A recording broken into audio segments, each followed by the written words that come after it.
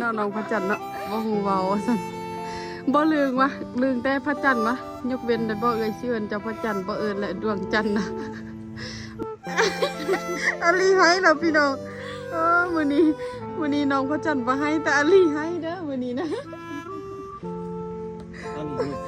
เสือเจ้าด้วยอันเป็นจังไดเจ้าเห็นแล้วเจ้าคิดฮอดเจ้าเคยมีประวัติมีอันความลังเป็นจังได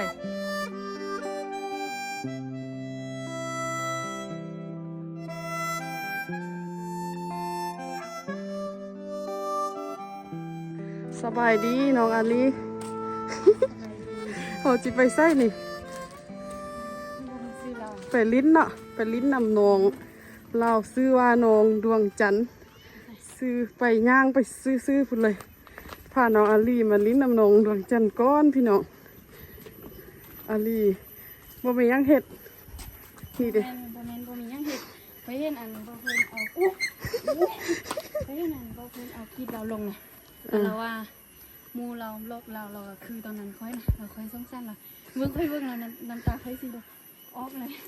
คือตอนนั้นเลยเจ้าก็เคยเป็นวะเคยมูบล็อกเราหมดเลยแล้ววะนะฮัลโหลน้องพัดจันอยู่เฮือนบ่เห็ดย่างแล้วเห็ดย่างแล้วสบายดีเจ้าอยู่น้ำไทยคนเดียวอยู่ผู้เดียวนี่วะโอ้เอาแม่เจ้าดิแม่ไปให้วะเจ้าบ่ได้ไป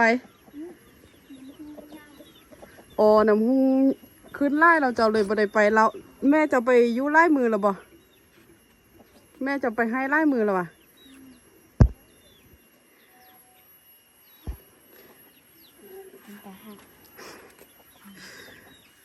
นี่เอ่ยผ้าผู้นี้มาลิ้นน้ำเจ้านี่ เอื่อยเด้อันนี้ก็เป็นเอื่อยเจ้านี่เคยเห็นอยู่บ่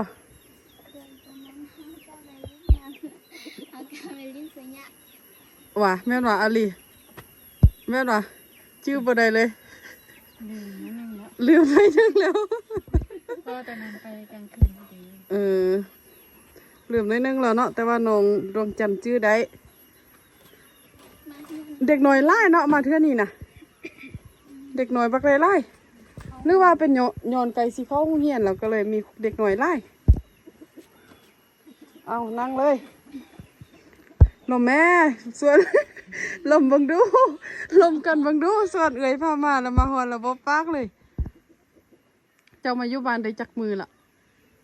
เจ้านะโดนแล้วสิฮอด10มือนี้สิฮอด10แล้วเข้าอันทางถึงนี้นะเด็กน้อยทางถึงนี้เข้ามาหมดแล้วแม่นบ่เพราะว่าสิเข้าโรงเรียนแล้วเด้เนาะอาทิตย์สิมานี่มื้อวันจันทร์อลีไปสมัครรายชื่อเขาเฮียน ไปอยู่บ่เข้าบ่ได้ละติเข้าบ่ได้ละติใหญ่กว่านี้พอสิมีลูกไปเข้าพอสิมีลูกไปเฮียนแล้วซั่นอลีออกห้องยังเกาะออกม.3อ่ะออกมาได้จักปีละหลายแล้วเนาะหลายปีชื่อบ่ได้ละมัน7ปีม.3ปียังปี2000ยังตอนเจ้าเข้าม.3เคยไปเจอแล้วตอนนั้นยังเป็นเด็กน้อยบ่ฮู้ยังเลยติประมาณซ้ำนี้แหละประมาณซ้ำนี้แล้วซ้ำใดอันนี้ของย้ายอันนี้หนอเนาะโดนเดียวอันนี้ก็จะส่งเก่าส่งหนอแม่ลมกันมึงดูมาลิ้นก็มาลมกันแหละท่านบอกว่าช่อง5กับอายุดีมา5กันยายมา5กันยายมาบ่แต่ว่าน้องดวงจันทร์ต่อมาจังใดคำตอบดนแล้วเนาะยายมาอยู่นี่ดนแล้วเอาแม่จะไปให้นำไผ่ไปนำหมู่ของเราหั่นว่ะ แสดงว่าหมู่คนนั้นนี่เฮ็ดให้เฮ็ดส่วนช่วยกันเรากินข้าวนำกันเลยแม่นบ่แม่จะไปให้ทุกครั้งนี้เราไปเฮ็ดซอยซ้ำกับคนในครอบครัวเลยแหละเนาะสนั่นเนาะที่นั่นบ่เพิ่นไทยวันนำคนติ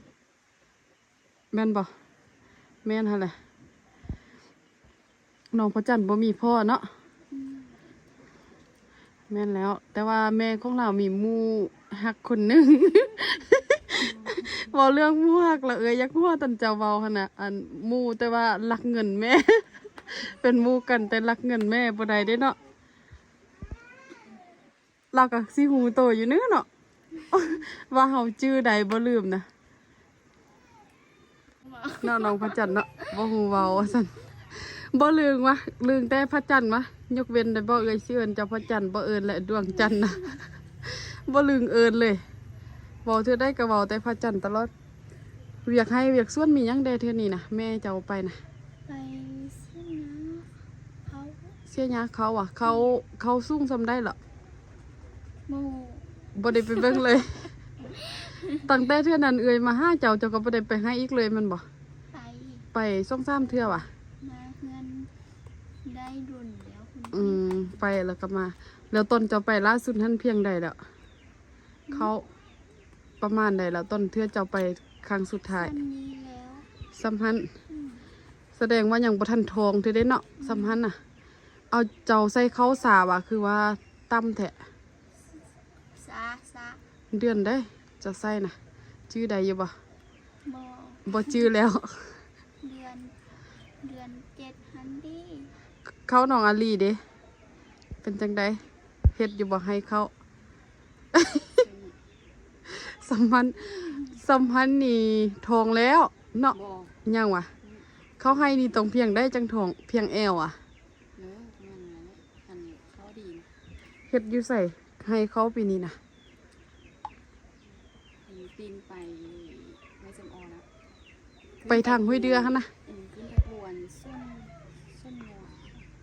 ขึ้นไปส่วนงัวของเข้าอันฟาร์มไก่นี่เนี่ยแม่นบ่หรือบ่แม่นบ่แม่นวะ อาลี สั่ง เป็นแนวใด